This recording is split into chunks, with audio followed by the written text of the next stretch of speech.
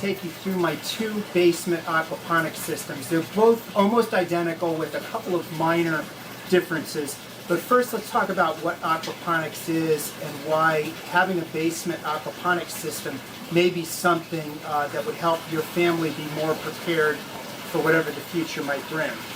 Aquaponics is the marriage of hydroponics, which is soilless agriculture, growing plants without soil, and aquaculture, which is the raising of fish. Now, each of these systems separately has some disadvantages, but when you bring them together, the disadvantage of each becomes an advantage to the entire system. In hydroponics, the disadvantage is you are constantly having to add fertilizer, adjust water levels in order to get your plants to grow hydroponically without soil, just in grow media. And in aquaculture, the problem is you have to deal with fish waste, and that can be a problem for places that raise fish. You have to find some way to environmentally soundly dispose of the fish waste. In aquaponics, the two systems form a symbiotic relationship where we raise the fish in the fish tank, and as you feed the fish produce waste.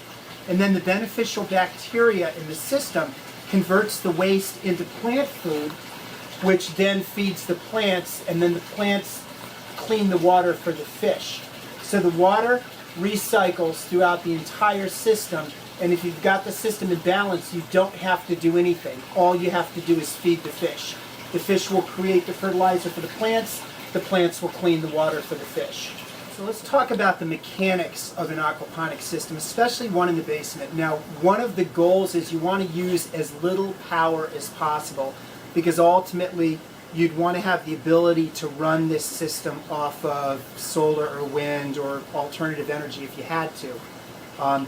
So what I've done is I've designed this particular system to take the full advantage of gravity to the highest extent possible. There's only actually one pump in this system, and then LED grow lights, which only use about 19 watts each. So the pump uses 92 watts of power. The LED grow lights use 92 watts each, and I've got 8 of them.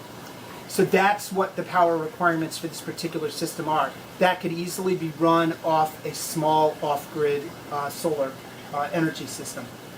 So the water will start from here. This is the fish tank. This is an IBC tote, so it's actually about 1,000 liter fish tank, about 1,000 liters of water in here. The water goes from the fish tank into the swirl filter, which is that blue barrel. And then from the blue barrel, the water comes in through the top in a standpipe, and then because of that white bucket you see on the top, it changes the direction of the water when it comes in and forces the solid waste to settle to the bottom. Then there's a clean out on the bottom of the swirl filter, the blue barrel, where periodically I can just clean out the accumulated solids from the bottom, which, by the way, is awesome fertilizer for the outside gardens. I've got an entire strawberry garden that I started off just using this fish fertilizer, and they went absolutely nuts. Now from there, from the swirl filter, the water is now going to go down by gravity into the grow beds. And you'll see that I've got ball valves on each grow bed. I've got a lot of ball valves in the system because that enables me to isolate each part of the system if I need to do any maintenance.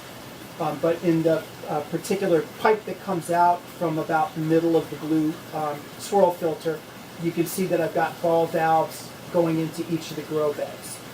Now, from the grow beds, what happens is the water trickles into the grow media, which is, I use hydroton, which is expanded clay. It'll fill up the grow bed, and then when it gets to the top, and I'll explain in a second exactly how the bell siphon works, when it gets to about 1 inch to 2 inches from the top of the grow bed, the bell siphon is going to suck all the water out of the grow bed, and then the cycle repeats. So now let me talk a little bit about how a bell siphon works. So a bell siphon basically is just a standpipe And then we've got a piece of PVC pipe that's got a hole in the bottom and a cap on the top. As the water comes in through the standpipe, the entire grow bed fills up with water. The water comes in from the ball valves. The entire grow bed fills up until the water gets to the top of the standpipe. Once it does that, it starts spilling off into the sump tank, and it creates a suction within this bell siphon that just sucks all the water out of the grow bed until it gets down to these holes. These holes will cause air to go in and break the suction.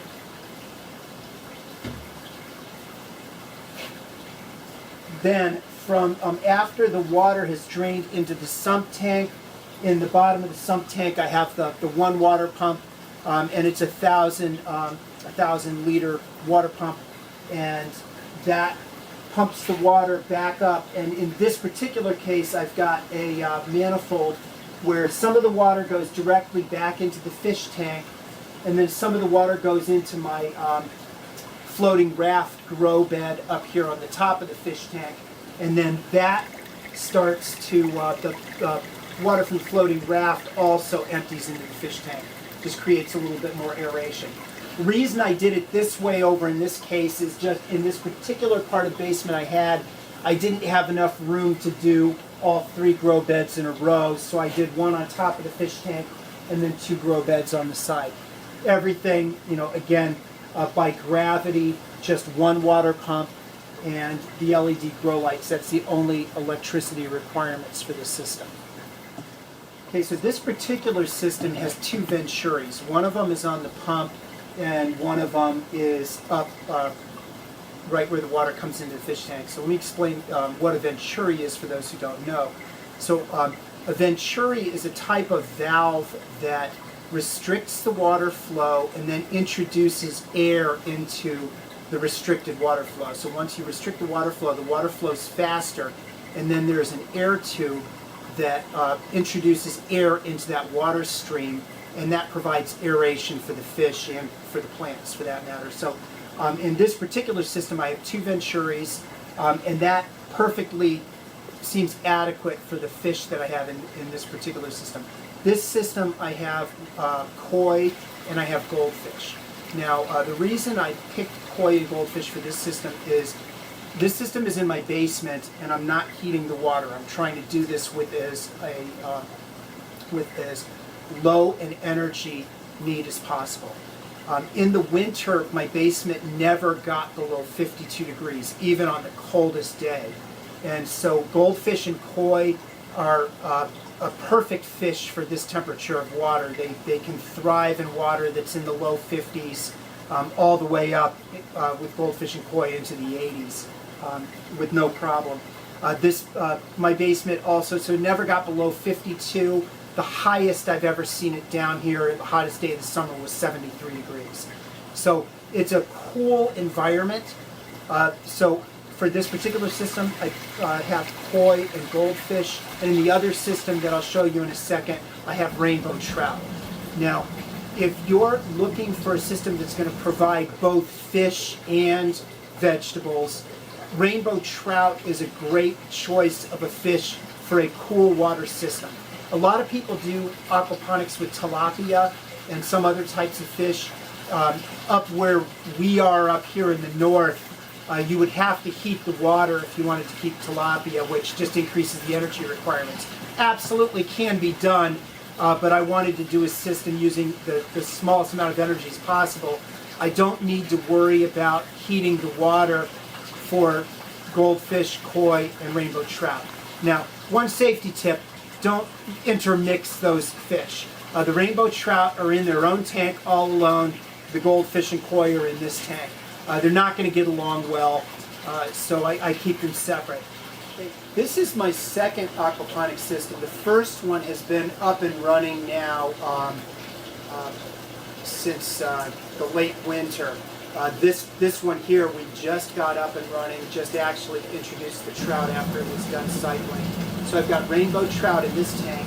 This is set up almost exactly the same way, with the exception of I had enough room to put the 3 grow beds in line and I didn't need to put a grow bed on top of the fish tank.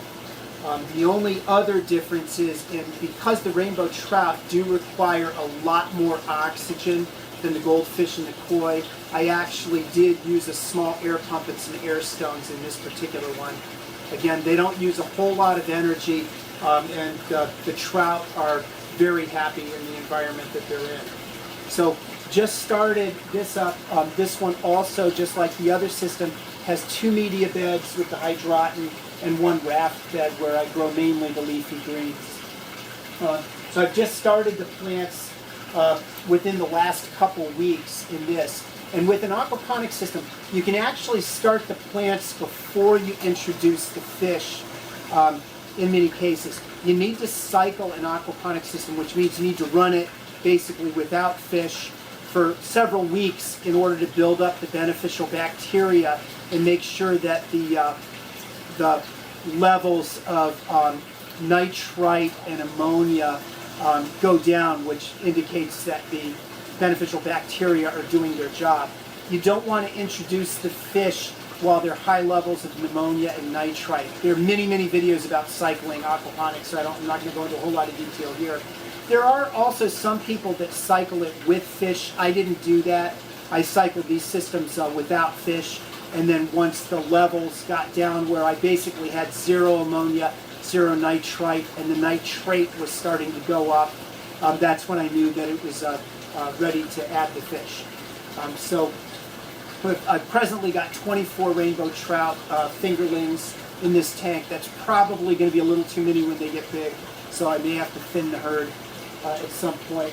And in this particular system here, I've got broccoli, eggplant, I've got beets, tomatoes, cucumbers, cauliflower, and green tomatoes. And then in my raft bed down here, I've got lettuce and leafy greens growing. So basically, mechanically, it's almost identical to the first system, except I've got the 3 beds all in a row just because I had room to do it that way. Okay, in this these 2 systems, what I've done is I've got a dehumidifier here that has an internal pump. So I created a little manifold with valves so I can direct the water from the dehumidifier into either of the aquaponics systems. Now this is just another way that I'm recycling the water. So I'm dehumidifying the basement. My basement runs about 45% humidity, which means it's a great place to store many other things. So I can store food, ammo, everything, because I've got a cool, dry basement because of this dehumidifier. And the water that it's pulling out of the air, it's putting right back into the 2 aquaponics systems, and I can just direct which way it goes. Now, one thing to bear in mind, if you do this, you need to regularly clean out your reservoir, because after a while, you'll start to get mold in a dehumidifier. If you got a dehumidifier in your basement, you know what I'm talking about. Just every couple of weeks, I pull the reservoir out, I go upstairs, I wash it out in hot water in the bathtub. I don't use any type of chemicals or anything like that. I just clean it out with hot water, put it back in, and then it's fine. It's basically putting literally distilled water back into the system, which is, a pH of around 7 to 7.5. Doesn't really affect the pH of my system because it's only a couple gallons a week that's going in. Now the other thing is I've never had to add water to either of these systems. So the dehumidifier supplies the water, and in fact, in the summer I was pulling out probably 15 to 20 gallons a week of water that I would take out and put on my garden outside, which is just great fertilizer water. So for all of you gardeners out here, it's just another benefit of doing an aquaponics system in your basement, and especially if you do something like this with a dehumidifier, you're actually going to have lots of fertilizer for your regular garden outside. Okay, and one of the reasons that you really may want to consider having a basement aquaponics system, number one, up where I live, I can't really have an outdoor aquaponics system unless I wanted to heat the water. I could probably do one in the greenhouse, but in the winter, it's going to be a little bit too cold. In my basement aquaponics system, I can grow vegetables and fish all year round. In the winter, when it's a little cooler down here, in the 50s and 60s, I can grow cold weather vegetables such as broccoli, cauliflower, leafy greens. And then in the summer, when it's a little bit warmer down here, generally in the 70s, low 70s, I can grow tomatoes, eggplant, squash, peppers, basically whatever I want. So having an aquaponics system in your basement can contribute to your family's food security year-round, not just like gardening in the summer. In my climate zone up here, I've only got a couple months where I can garden outdoors, but I can garden all year round with my basement aquaponics system.